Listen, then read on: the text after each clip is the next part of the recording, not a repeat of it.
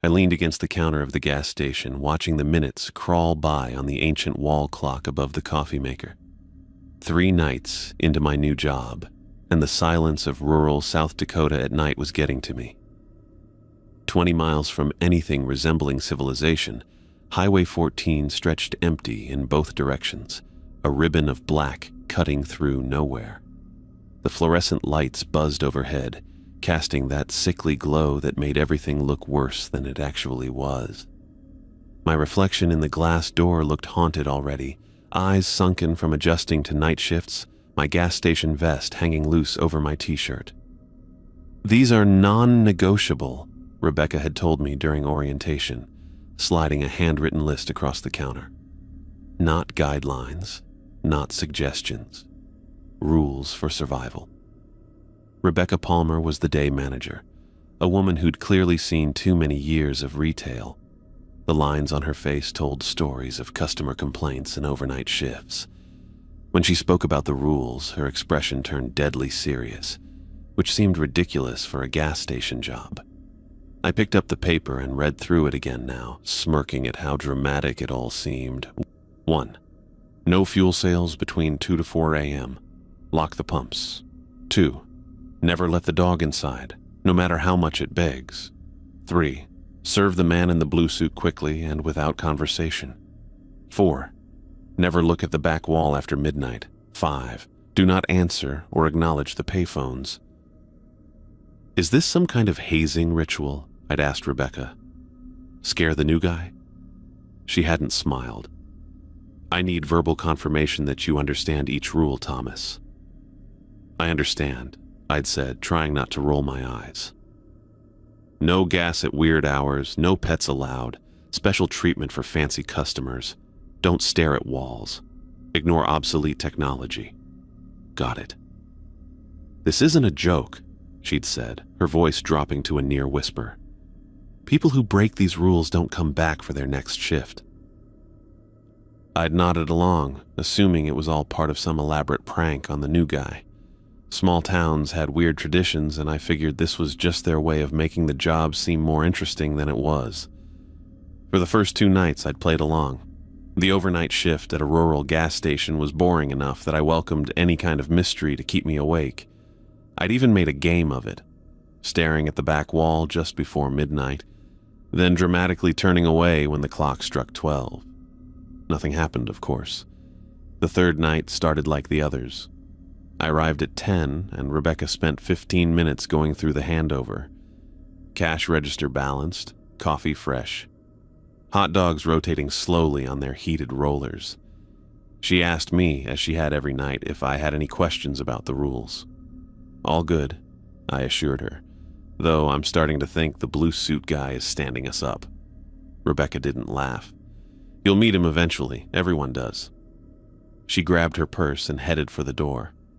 "Remember, Thomas, the rules are for survival, I know." She nodded and left, her car kicking up gravel as she pulled out of the parking lot. And then I was alone, 20 miles from anyone who might hear me scream. I chuckled at the thought. This place was getting to me. The first hour passed like the previous nights. I restocked the candy aisle, wiped down the coffee station, and rang up a trucker buying energy drinks and beef jerky. By 11, the highway was empty, and I settled in with my phone, checking social media to pass the time. That's when it happened. The ringing startled me so badly, I dropped my phone on the counter.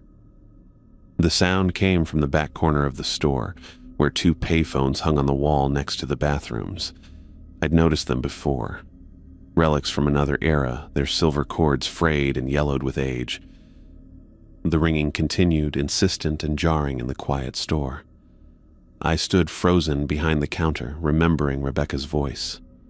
Do not answer or acknowledge the payphones. I laughed nervously. "Very funny," I called out, assuming this was the prank finally playing out.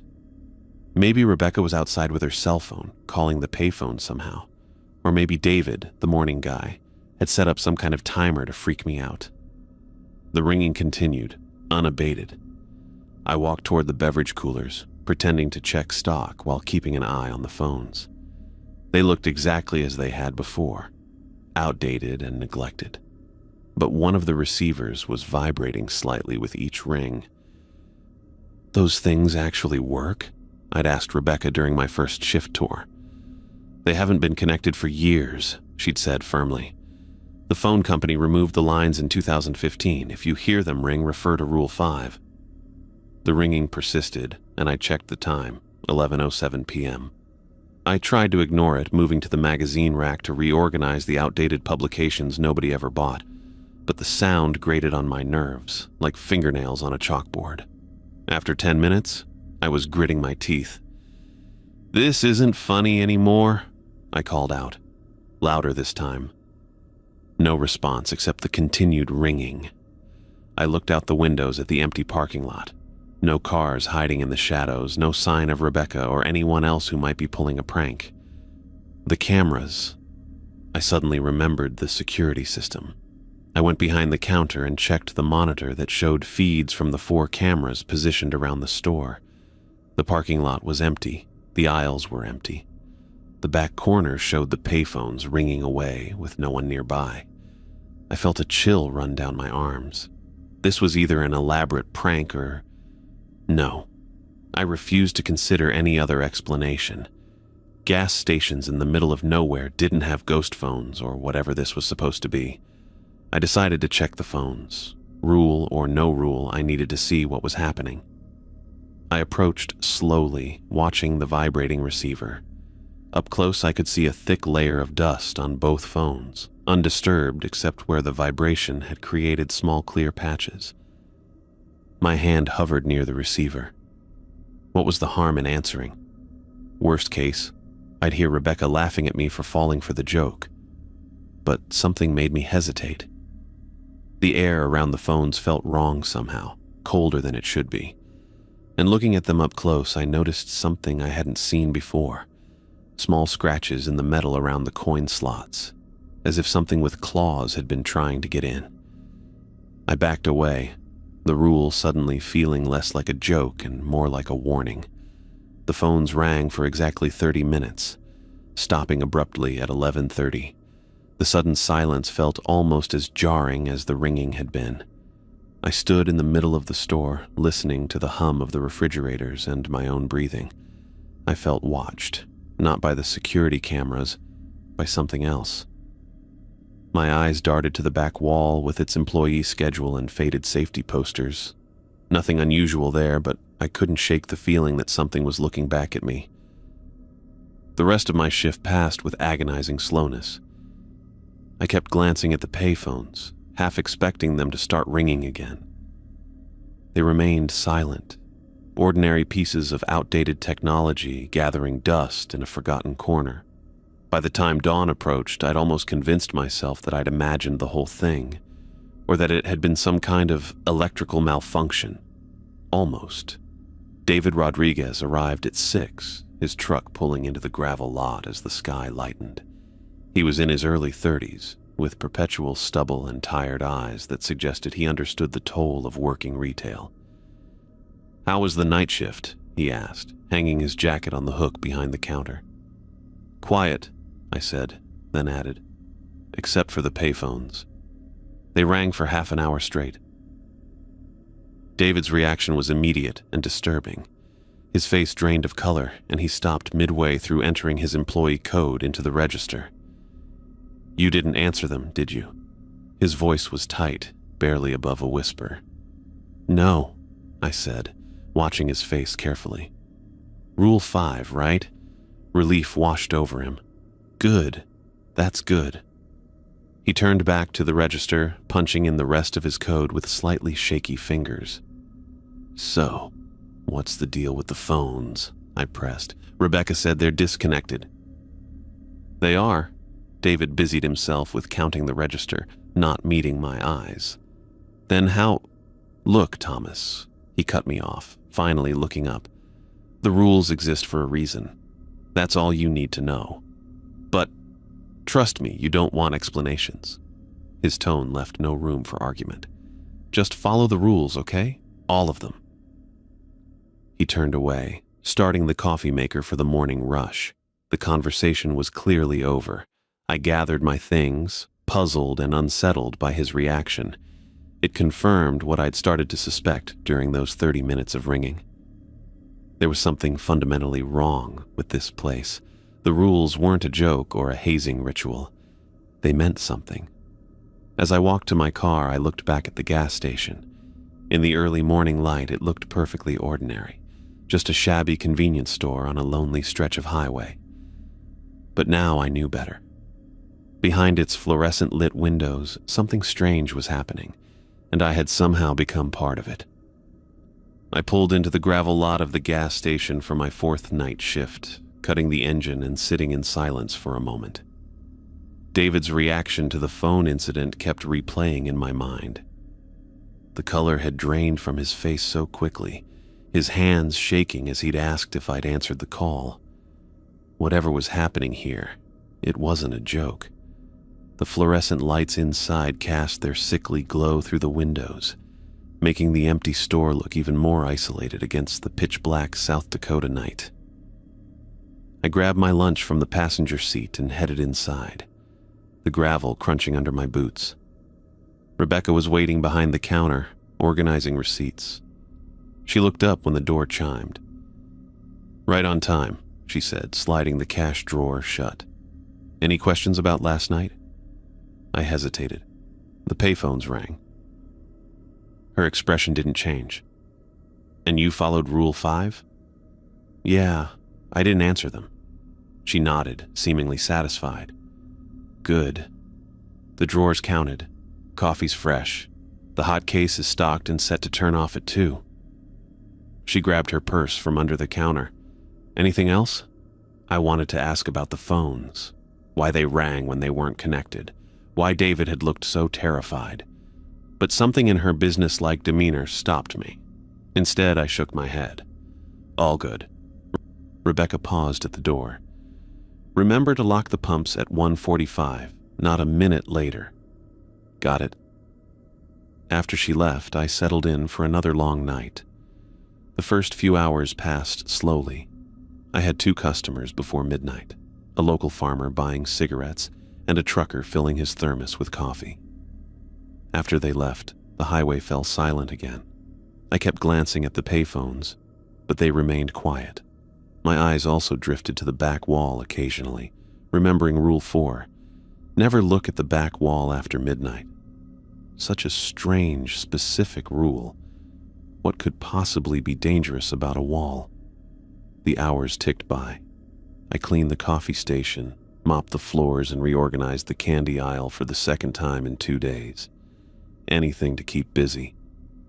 At 1:43, my phone alarm buzzed. I'd set a reminder about the pumps after Rebecca's pointed comment. Walking to the register, I pressed the button that shut down the fuel system for the night. The pumps outside went dark, their displays fading to black. I still didn't understand the point of this rule. Why shut down the pumps during what should be normal operating hours? We were the only gas station for 20 miles. What if someone ran out of gas between 2 and 4 in the morning? Around 2:05, movement outside caught my eye. A car had pulled up to pump 3, a dark sedan that I hadn't heard arrive. A man in a gray suit stepped out and tried to activate the pump. When nothing happened, he looked toward the store, then walked to the door. He knocked on the glass, his face partially shadowed. I pointed to the sign on the door that listed our fuel hours. "Sorry," I called through the glass. "No gas until 4. The man knocked again, harder this time. Something about him seemed off. His suit looked slightly wrinkled, as if he'd been wearing it for days. And his face. I couldn't quite focus on his features. They seemed to shift in the fluorescent lighting like I was looking at him through water. "I can't turn the pumps back on," I said louder, remembering the first rule. "Company policy." He pressed his face closer to the glass, and I took an instinctive step back. His features seemed to move independently of each other. His eyes too wide, his mouth stretching at an impossible angle. I blinked, and he looked normal again. Just a businessman annoyed about the pumps being off. The knocking grew more insistent. The man's knuckles rapped against the glass in a rhythm that seemed deliberately designed to set my teeth on edge.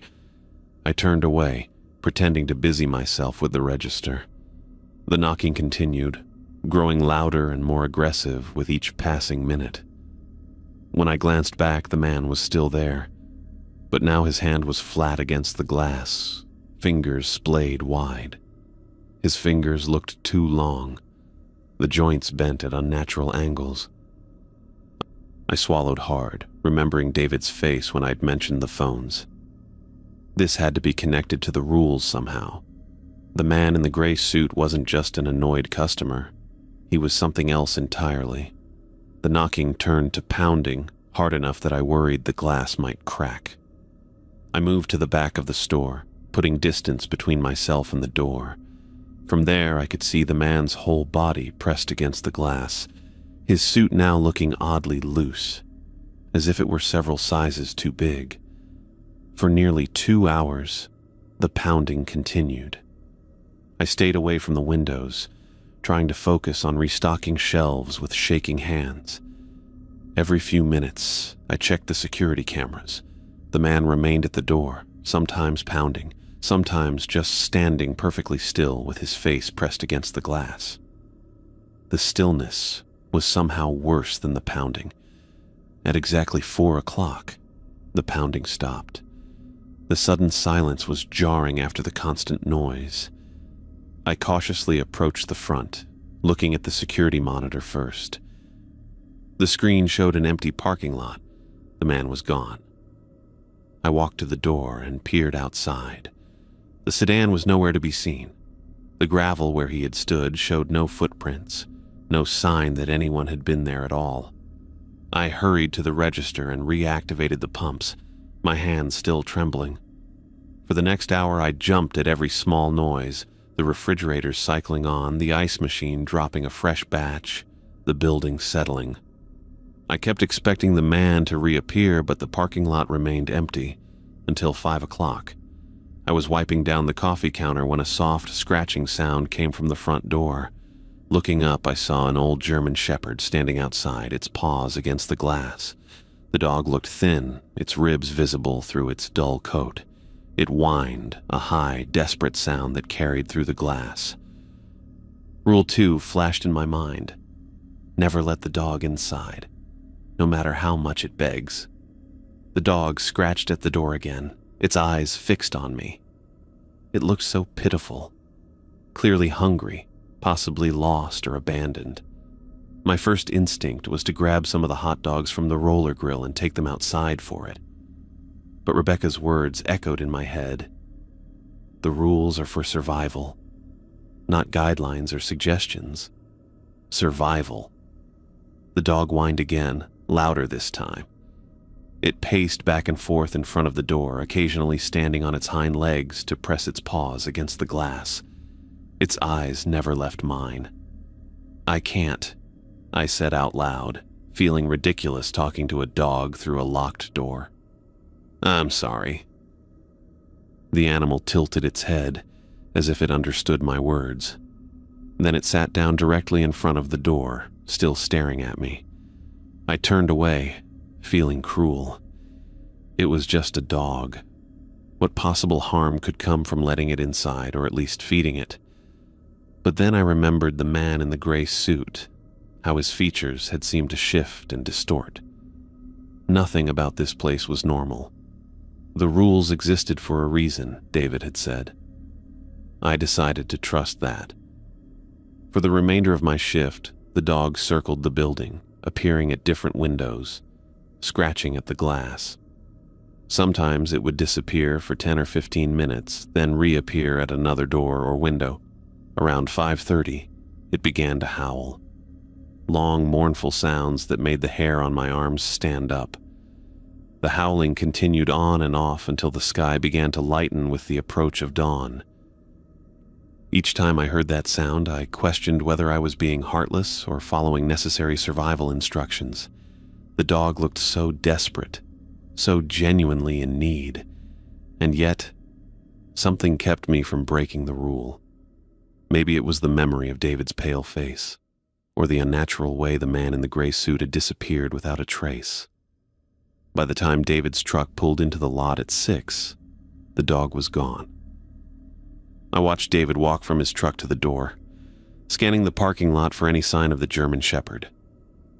Nothing. Like the man in the gray suit, it had vanished completely. David entered, hanging his jacket on the hook behind the counter. "Morning," he said, his eyes scanning my face. "How was your shift?" I hesitated, unsure how much to share. The man in the gray suit showed up after I locked the pumps, and later there was a dog. David's hands froze in the middle of entering his code into the register. "Did you let either of them in?" "No," I said, "but the man, his face looked wrong, and he disappeared without a trace at exactly 4. David nodded slowly, visibly relieved. "And the dog?" "It circled the building all night, howling. It looked starved." "But you kept the doors locked?" "Yeah." "Good." David finished entering his code. "That's good." I wanted to ask more questions. What was the man in the gray suit? Why couldn't I let in a clearly suffering animal? But David's tight expression told me I wouldn't get straight answers. As I gathered my things to leave, I glanced out at the now peaceful parking lot. In the early morning light, it was hard to believe what I'd witnessed during the night. The knocking man with the shifting face, the desperate dog circling the building. But I knew what I'd seen, and I was starting to understand that the rules weren't just arbitrary policies. They were warnings about things I couldn't yet comprehend. I couldn't get the image of the man in the gray suit out of my mind during my next shift. Something about his face kept coming back to me. The way it seemed to move and change under the store lights. How his fingers stretched too long against the glass. And that dog circling the building all night, looking at me with those knowing eyes. The night started normally enough. Rebecca did the handover at 10, counting out the drawer and walking me through the usual closing procedures. She paused before leaving, giving me that same serious look. "The rules kept you safe last night," she said, not asking but stating. "Remember that." After she left, I went through my normal routine. I stocked the coolers, wiped down the coffee station, and counted the cigarette inventory. Time crawled by, each minute marked by the soft hum of the fluorescent lights and the occasional rumble of the refrigerators. No customers came in. The highway remained empty, a black ribbon stretching into darkness. The payphones stayed silent. By 2 a.m., I'd cleaned everything twice and organized the candy display 3 times. At 2:25, I moved behind the counter to restock the cigarettes. We kept them on shelves, built into the back wall, the same wall mentioned in Rule 4. As I arranged packs of Marlboros and Camels, I kept my back to the rest of the wall, focusing only on the small section where the cigarettes were stored. Rule 4 had been nagging at me since my first day. Never look at the back wall after midnight. It seemed so arbitrary, so specific. What could possibly be dangerous about a wall? It was just drywall and paint, covered with safety posters and the employee schedule. At 2:30, while putting the last carton in place, I felt it. A strange pull, like someone had grabbed the back of my shirt, except no one was there. The feeling wasn't physical but mental, an overwhelming urge to turn around, to look at the rest of the wall behind me. I gripped the edge of the counter. "No," I said out loud to the empty store. The urge grew stronger. My neck muscles tightened, trying to turn my head against my will. I closed my eyes, but that made it worse. With my vision blocked, my other senses heightened, and I could swear I heard breathing behind me. Slow, wet breathing like something with damaged lungs. I thought about Kevin Brown, the night clerk before me. David had gone pale when I'd mentioned the ringing phones. What would he say if he knew I was thinking about breaking Rule 4? But the pull was becoming impossible to resist.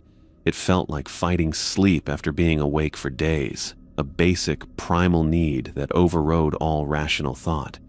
"It's just a wall," I whispered, trying to convince myself. "Just paint and plaster." My head began to turn, muscles acting almost independently of my will. I tried to focus on the cigarette display, the register, anything but the growing compulsion to look. When my head finally turned, it happened in slow motion. My eyes tracked across the surface of the wall, past the employee schedule with my name penciled in for night shifts, past the faded safety poster about proper lifting technique, toward the blank section of wall to the right of the bathroom doors. Something was there. At first it looked like a stain or a shadow, a slightly darker patch on the beige paint, but as I stared, the patch deepened, becoming three-dimensional, like the wall was melting inward. Then I saw the eyes. Black, dead eyes stared back at me from within the wall. Not painted or projected, but actually there, as if looking through a window from someplace else. They fixed on me with terrible awareness, recognizing me, seeing me. The wall around the eyes bulged outward now, forming the suggestion of a face, bone white and hairless, with skin that looked wet and slick under the fluorescent lights. Its mouth opened in what looked like a silent scream, revealing rows of teeth that reminded me of broken glass, jagged, translucent, and impossibly sharp. I couldn't look away. My body froze as the thing pushed farther into our world. The wall around it rippled like water, and a hand emerged, fingers too long and too thin, with extra joints that bent in impossible directions. The creature moved like it was swimming through the solid wall, pushing against some membrane between its world and mine. Its head came through first, that terrible pale face now fully formed and moving, those black eyes never blinking. More arms followed. Not two, but many, unfurling like pale spider legs from the rippling surface. My paralysis broke when those fingers stretched toward me, now only a few feet away. I stumbled backward, knocking over a display of lighters. They clattered to the floor, the sound snapping me fully back to reality. I ran. I didn't grab my jacket or my phone. I just ran, fumbling with my keys as I sprinted for the door. Behind me, I heard a wet, sliding sound like something heavy being pulled through mud. I burst outside into the cold night air, not bothering to lock the door behind me. My car was parked at the side of the building, and I ran to it with my heart pounding in my ears. My hands shook so badly I could barely get the key into the ignition. As I started the engine, I forced myself to look at the store. Through the front windows, I could see the counter where I'd been standing. The lights were still on, the store still open. But something moved in the shadows near the back wall. Something that didn't belong in our world. I put the car in gear and peeled out of the gravel lot, sending rocks flying. In my rearview mirror, the gas station shrank to a small, glowing box in the darkness, and then disappeared as I crested a hill. I drove home in a daze, my mind replaying what I'd seen. Those black eyes, those teeth, the way it moved through solid matter like it was nothing. I'd broken Rule 4, and now I knew why it existed. When I reached my apartment, I sat in the car for a long time, engine off, staring at nothing. I'd left the station completely unattended. The doors weren't locked, the register was open. Anyone could walk in, or anything. I should quit. No job was worth what I'd just seen. I could call Rebecca in the morning, tell her I was done, make up some excuse. But even as I thought it, I knew I wouldn't. Something kept me from reaching for my phone, from composing the text that would end my employment. Maybe it was curiosity. Maybe it was the memory of David's face when he'd asked if I'd answered the phones, that mix of fear and relief when I said I hadn't. Or maybe it was something else, a feeling that I'd crossed a line, seen something I wasn't supposed to see, and now I was part of whatever was happening at that lonely gas station on Highway 14. I sat on the edge of my bed, staring at the digital clock on my nightstand. 3 hours had passed since I'd run from the gas station. My heart still hammered in my chest whenever I thought about what I'd seen, That pale face emerging from the wall, those dead black eyes tracking me, those impossibly long fingers reaching out. My phone lay next to me, screen dark. I could pick it up right now, call Rebecca, and quit. Walk away from whatever nightmare was happening at that place. But I kept seeing her face in my mind, hearing her words. The rules are for survival. I'd broken one of those rules. I'd looked at the back wall after midnight. If I didn't go back to finish my shift, Rebecca would have questions. Questions I didn't want to answer. And maybe it was stupid. Maybe it was the worst idea I'd ever had. But I felt responsible. I needed to go back. To at least lock up properly. I changed into fresh clothes with shaking hands, splashed cold water on my face, and grabbed my car keys. Outside, the sky was still dark, but the faintest hint of gray touched the eastern horizon. Almost 6 a.m. David would be arriving for his shift soon. The drive back to the gas station felt both too long and too short. Every curve in the highway made my stomach clench with dread. What would I find? The place torn apart? That thing waiting for me?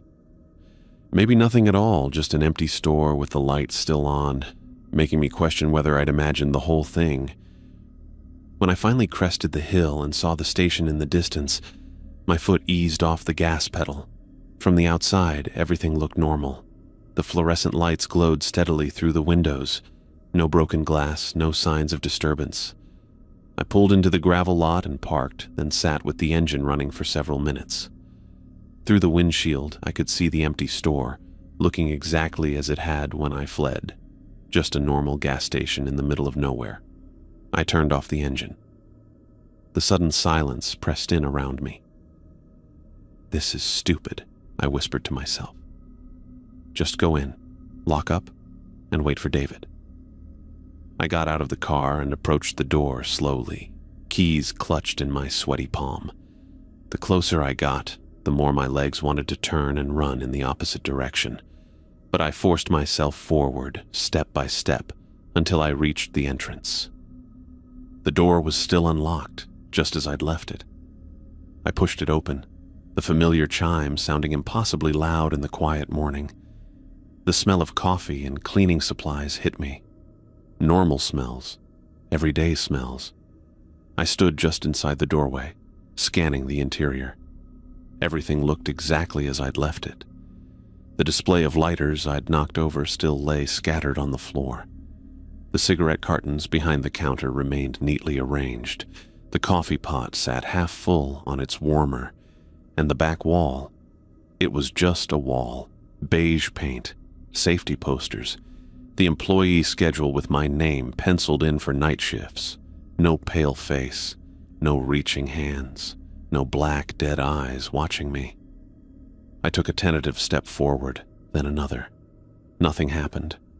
The store remained quiet except for the hum of the refrigerators and the soft buzz of the fluorescent lights. That's when I noticed the floor. A trail of muddy paw prints led from the front door to the counter, then back to the door again. The German Shepherd had been inside while I was gone. I rushed to the register, expecting to find it emptied.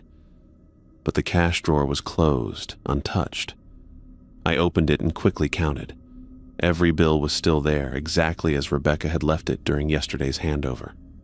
I checked the security system next, rewinding the footage to when I'd fled. The camera that covered the front door showed me running out, then nothing but static for the next 3 hours. The same static filled all 4 camera feeds until about 20 minutes ago, when the picture suddenly cleared, showing an empty store. The camera that should have captured the back wall showed nothing unusual, just a normal wall with posters and schedules. No evidence of the creature I'd seen, no record of how the dog had gotten inside despite the locked doors. I paced the store, looking for any other signs of disturbance. Nothing seemed out of place except for those muddy paw prints. Even the wall itself looked completely ordinary now, giving no hint of the horror that had emerged from it hours earlier. Was I losing my mind? Had I imagined the whole thing? But no. The knocked-over lighter display and the dog prints proved something had happened. Something real. At exactly 6, David's truck pulled into the parking lot. I watched him through the window as he climbed out, yawning and stretching. He looked so normal, so everyday that for a moment I almost convinced myself I could just pretend nothing had happened. Just do the handover like any other morning. But when he walked in and saw me, his expression changed immediately. His eyes widened, taking in my pale face and trembling hands. "You okay?" he asked, hanging his jacket on the hook. "You look like you've seen a..." He stopped himself mid-sentence. "Ghost?" I finished for him. David didn't smile. He glanced around the store, his eyes lingering on the muddy paw prints. "The dog got in?" I shook my head. "I don't know how. I wasn't here." He stared at me for a long moment, then gestured toward the break room. "Come on," he said quietly. "We need to talk." I followed him to the small room at the back of the store, my legs feeling wooden and unsteady. The break room was barely more than a closet, just a small table, 2 chairs, and a mini fridge. David closed the door behind us and sat down, motioning for me to take the other chair. "You looked at the wall, didn't you?" he asked, his voice low. The directness of the question caught me off guard. I swallowed hard and nodded. David's expression turned grim. He rubbed his face with both hands, suddenly looking much older than his 30-something years. "I figured as much. The way you look right now." He trailed off, shaking his head. "You're lucky, you know that? You're lucky you got out." "What is it?" I asked, my voice barely above a whisper. "What came out of the wall?" "I don't know what it is," David said. "None of us do. It's just part of this place." He glanced toward the door as if making sure we were truly alone. Everyone who works here long enough eventually looks. The curiosity gets to be too much. "Did you?" He nodded slowly. 3 years ago, I'd been working mornings for about 8 months. One day I stayed late to help Rebecca with inventory. It was past midnight when we finished. She left, and I was alone. I knew the rule, but he shrugged. I thought it was stupid. Just another arbitrary policy. "What happened?" "Same thing that happened to you, I'm guessing. It came through, tried to grab me." His voice had taken on a flat, emotionless quality. "I ran. Didn't come back for 2 days. Rebecca found me at my apartment, told me I still had a job if I wanted it." "And you came back?" I couldn't keep the disbelief from my voice. "Yeah, I came back." He met my eyes. "Just like you did?" I hadn't thought about it that way. He was right. I had come back despite what I'd seen. Something about this place pulled us in, made us return even after witnessing the impossible. "What about the previous night clerk?" I asked.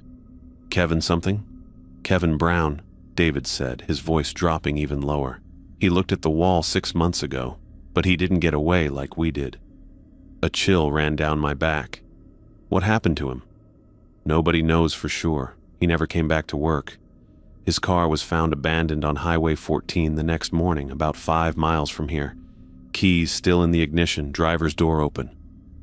David paused, picking at a loose thread on his shirt sleeve. "They never found him." I tried to process this information. Kevin had seen what I'd seen, but he hadn't escaped. The pale creature with those terrible black eyes had taken him. And now I understood why Rebecca had been so insistent about the rules, why she'd made me repeat them back to her during my orientation. "The rules aren't jokes," I said. "No," David agreed. "They're not jokes." We sat in silence for a moment, the weight of this knowledge settling between us. Through the thin walls of the break room, I could hear the familiar sounds of the gas station, the hum of the refrigerators, the coffee machine starting its morning brew cycle. "So what now?" I finally asked. "Do I quit? Do I pretend I never saw it?" David leaned back in his chair, considering. "That's up to you. Rebecca will be in later. She'll probably talk to you about it."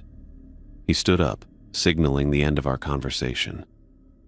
For what it's worth, I'm glad you made it out. Not everyone does. He left me sitting alone in the break room, staring at the wall. A normal wall, with peeling paint and water stains in the corner. I thought about Kevin Brown, about his empty car on the side of the highway.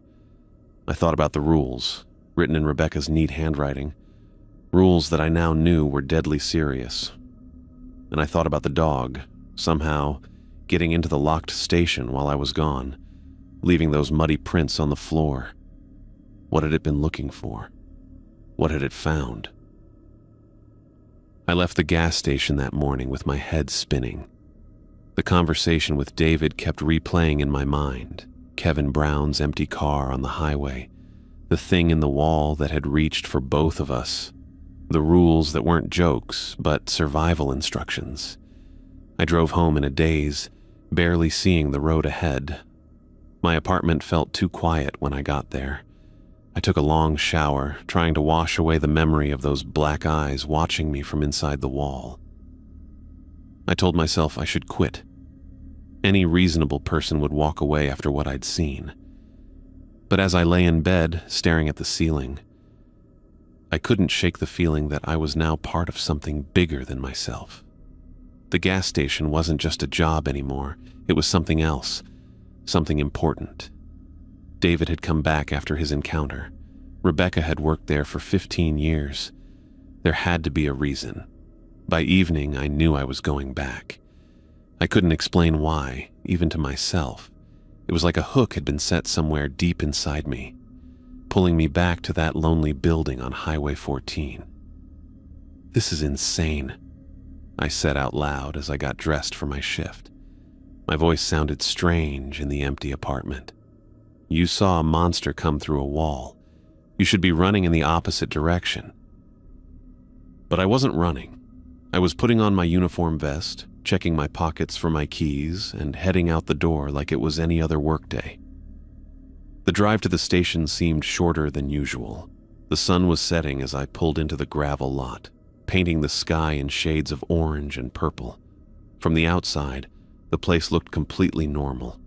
Just a small gas station in the middle of nowhere, its windows glowing with fluorescent light. Rebecca was inside, counting the register. She looked up when I walked in, her expression giving nothing away. You came back, she said. Yeah. She nodded, as if confirming something to herself. David told me what happened last night.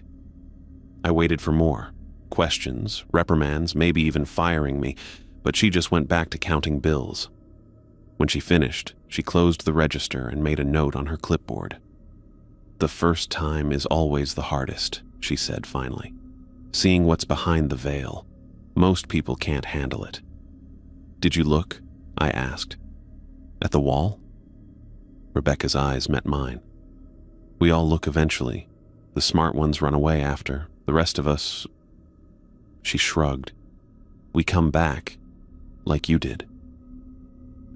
She gathered her things and headed for the door, pausing with her hand on the handle. Be careful tonight. Follow the rules. All of them. Then she was gone, leaving me alone in the store. I locked the door behind her and started my usual routine, checking inventory, wiping down counters, making fresh coffee. The familiar tasks helped calm my nerves. The hours passed quietly. A few customers came and went. A woman buying milk and bread, a teenager filling his car with gas, an old man who spent 20 minutes browsing magazines before buying a pack of gum. By 11 o'clock, the highway was empty again. I found myself glancing at the back wall more often than necessary, though I knew the creature only appeared after midnight. The wall looked completely normal.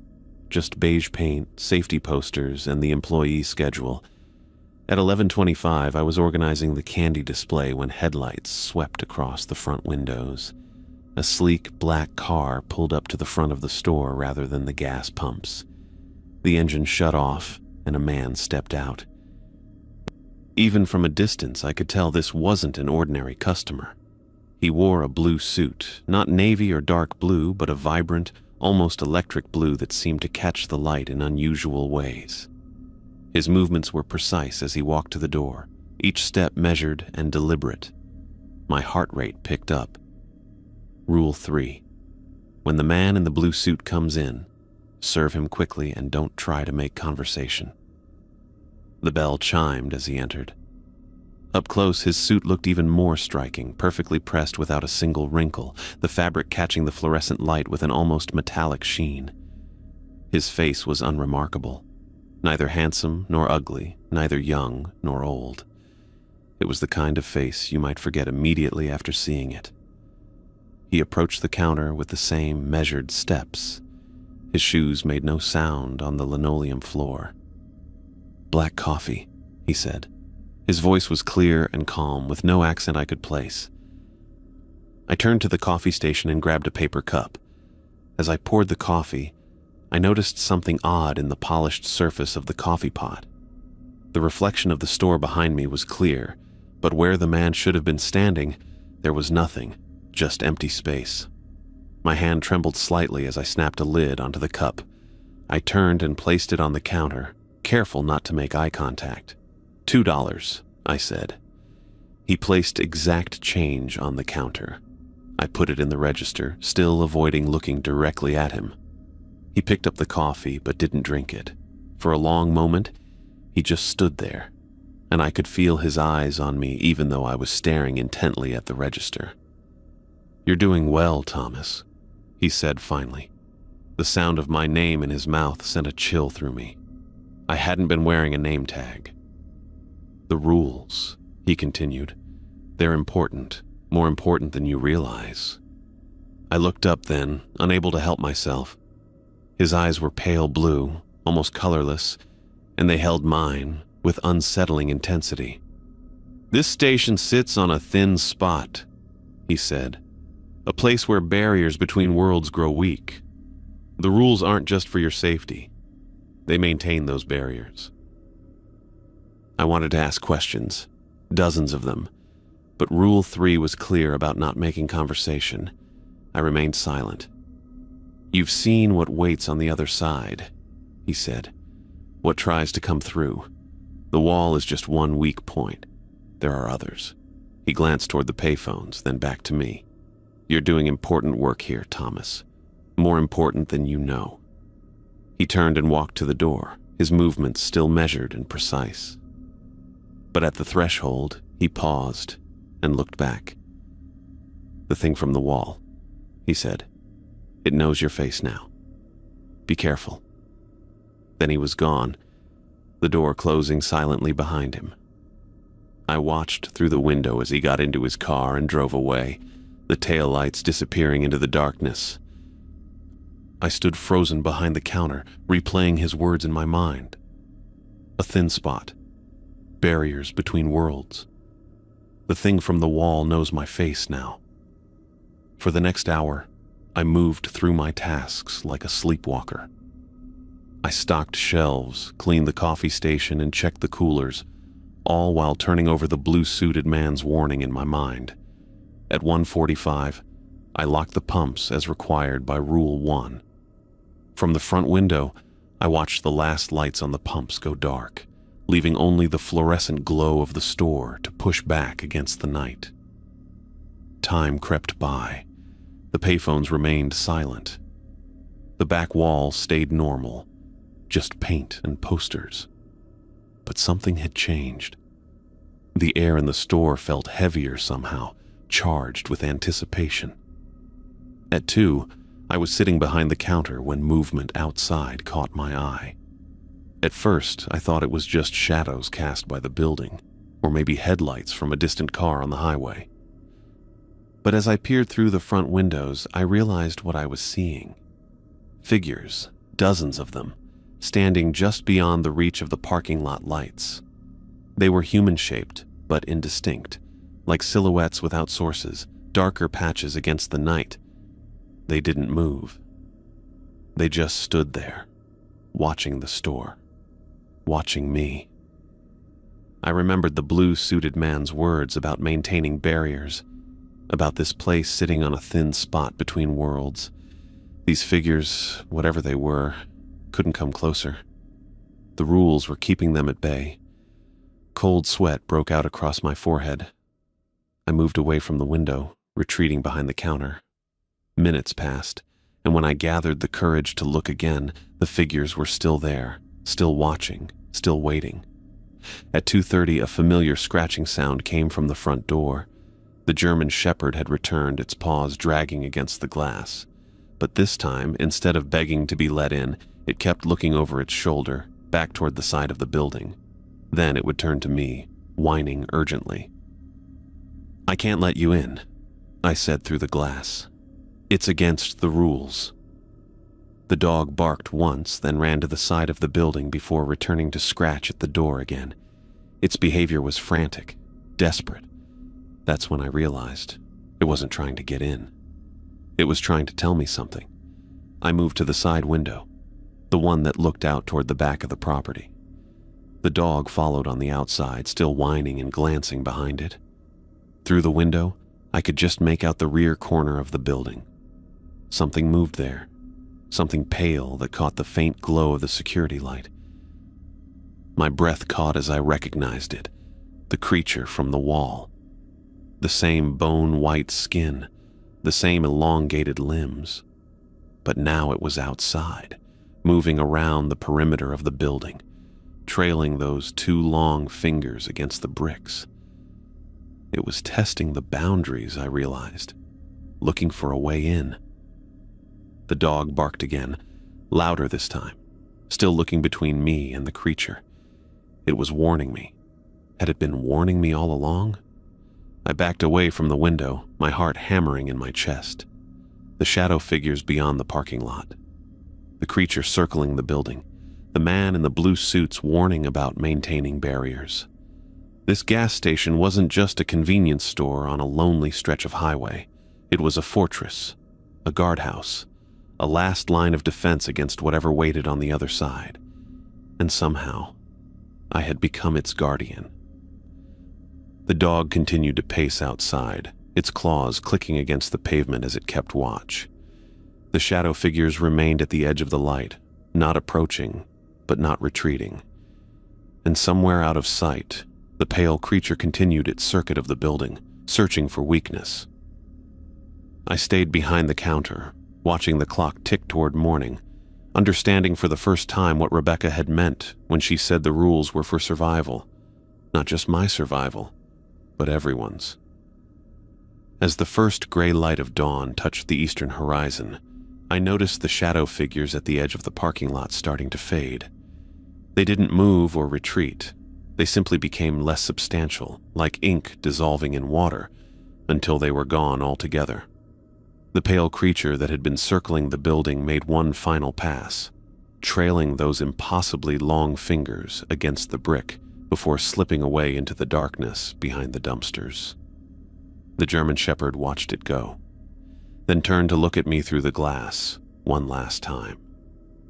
Its eyes held mine for a long moment before it trotted off into the tall grass beyond the lot.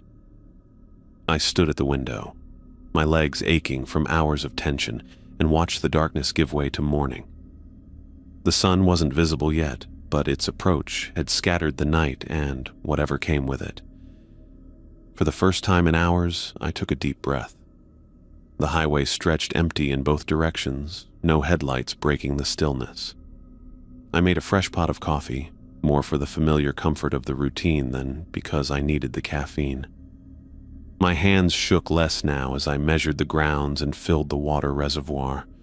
While the coffee brewed, I walked the perimeter of the store, checking for any signs of the night's visitors. There were no marks on the windows where the dog had scratched, no handprints on the brick where the pale creature had touched. If not for the muddy paw print still visible on the floor near the front door, I might have convinced myself I'd imagined the whole thing. I was pouring myself a cup of coffee when headlights appeared on the highway. A familiar sedan pulled into the lot and parked in the space marked Manager. Rebecca stepped out, clutching her usual clipboard and a thick manila folder. Her face gave nothing away as she walked to the door. "Morning," she said as she entered, glancing around the store with a practiced eye. She spotted the paw prints immediately. The dog was back. It wasn't trying to get in, I said. It was warning me. Rebecca paused, her hand halfway to hanging up her coat. Warning you about what? The pale thing from the wall. It was outside, moving around the building. I swallowed hard. And there were others. Shadow people standing at the edge of the lot, just watching. She finished hanging her coat and turned to face me. Instead of surprise or disbelief, her expression showed something else. Assessment. She was measuring my reaction, gauging my state of mind. "Sit down, Thomas," she said, gesturing to the small table in the corner that customers sometimes used. "We need to talk." I followed her to the table, bringing my coffee. My stomach twisted with a mix of dread and anticipation. After everything I'd seen, after the man in the blue suit's cryptic warnings, I knew this conversation would change things forever. Rebecca set her clipboard and folder on the table and took a seat. She looked tired, not just from an early morning, but with a bone-deep weariness I recognized from my own reflection. "I was the night clerk here for 15 years, she said without preamble. "Started when I was 22, not much younger than you.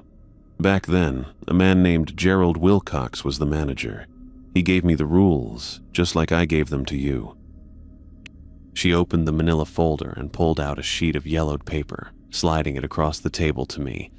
It was a handwritten list of rules, the handwriting different from Rebecca's, but the content identical to what she'd given me during orientation. "I broke Rule 4 my first week," she continued. "Curiosity got the better of me. I saw what you saw, that thing in the wall. I ran, just like you did." A thin smile touched her lips. "And just like you, I came back." "Why?" I asked. The question had been bothering me since I realized I couldn't stay away. Why come back to this place? Hard to explain. It's like once you know what's out there, once you've seen behind the curtain, you can't go back to not knowing. She tapped the folder with one finger. "This station was built in 1987, specifically at this location. Do you know why?" I shook my head. "Because something happened here in 1986. There was a tear, a rip in whatever separates our world from others. Things started coming through. Local farmers reported livestock disappearing. Hikers went missing. Strange lights appeared in the night sky." She pulled out several newspaper clippings from the folder, headlines describing unusual events in the area. "Then they built this place, right on top of the tear, to contain it." I thought about what the man in the blue suit had said about thin spots and barriers. Who built it? I don't know exactly. Government maybe, or someone else. Rebecca shrugged. "All I know is that this isn't just a gas station. It's a fortress. A seal. The rules, the structure itself, it all works together to maintain barriers between our world and what lies beyond." The coffee in my cup had gone cold. I pushed it aside, too unsettled to drink it. "And the man in the blue suit? Who is he?" "A representative. He checks on us, makes sure we're following the rules. He represents whoever or whatever established the barriers in the first place." She leaned forward. "He doesn't show up for everyone. The fact that he spoke to you means something." Outside, the sky had lightened to a pale blue. The morning looked perfectly ordinary, just another day beginning on Highway 14. It seemed impossible that hours earlier, shadow figures had stood watching from the darkness. "The people who work here," Rebecca continued, "they're chosen carefully. People who can follow rules without asking too many questions. People who will accept the unexplainable." "Like me," I said. She nodded. "Like you. There's a reason the pay is better than any other gas station job in 3 counties. Hazard pay, you might call it." I thought about what David had told me about Kevin Brown, his empty car found on the highway, the driver's door open, keys still in the ignition. I thought about the pale creature circling the building last night, testing for weaknesses. "What happened to Kevin?" I asked. Really? Rebecca's face tightened. He broke Rule 4, like you did, like I did. But he didn't run, or couldn't. By the time David came for the morning shift, there was no sign of Kevin, just an empty store with the register open. She paused. We found his car later that day. And the others? You said everyone looks eventually. Some run and never come back. Some run but return, like us. And some... She trailed off, letting the silence fill in what she didn't say. And the dog? I asked. What's its role in all this? I don't know everything, Rebecca admitted. The dog appears when something's wrong, when the barriers are weakening or something's trying to break through. It's never attacked anyone or tried to get in when the doors are locked. It just watches, warns. She pulled another document from the folder, a contract with the gas station's corporate logo at the top. I need to give you a choice, Thomas. The company policy. She laid it on the table between us. You can quit now. Walk away. We have methods to help you forget the worst of what you've seen. Not everything, but enough that you could go back to a normal life. I stared at the contract, trying to process what she was saying. Or you stay. Become a full guardian. Learn everything I can teach you about maintaining the barriers that keep this place, and by extension, our world, safe from what lurks in the spaces between. The weight of the decision pressed down on me. I could walk away. Forget the pale creature with its black eyes and needle teeth. Forget the shadow figures and the warning of the man in the blue suit. Go back to a normal life with normal problems. I looked out the window at the empty highway stretching toward the horizon. Somewhere out there, Kevin Brown had vanished without a trace. Somewhere out there, other clerks had either fled or disappeared. And somewhere beyond our world, things waited to break through. But I also thought about David, who had stayed despite his fear. About Rebecca, who had worked night shifts for 15 years before promoting herself to day manager. About the man in the blue suit, who had told me I was doing important work. More important than I knew.